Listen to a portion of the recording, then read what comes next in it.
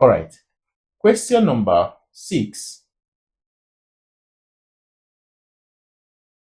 Question 6 says, work out 2.5 times 3.7 minus 1.1. I'm equally going to show you how you can multiply without the use of calculator. Remember our BODMAS?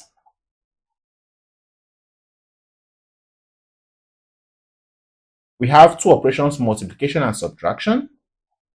And multiplication comes before subtraction. So you are going to multiply 2.5 by 3.7. You should be conversant with your multiplication table. For 7 times 5 is 35. You write down 5 and carry 3. 7 times. At this point, I'll advise that you keep away all the negative signs, okay? All the decimal points. Just go ahead and multiply. 7 times 2 is 14. 14 plus 3 is 17. While 3 times 5 is 15. You write down 5 and carry 1. 3 times 2 is 6 plus 1 is 7. Then you sum them up.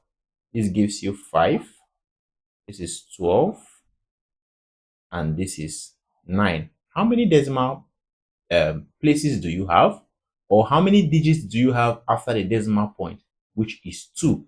So from beginning from the right hand side, you count 2 digits, which is 1, 2, and this gives you a decimal point. So this is how you can multiply fractions. Okay, so 2.5 times 3.7 is said to be 9.25, then minus 1.1. So this is equal to 9.25 minus 1.1, and this gives you 5. This gives you 1, and this is 8. So our answer is said to be 8.15, and this is your answer.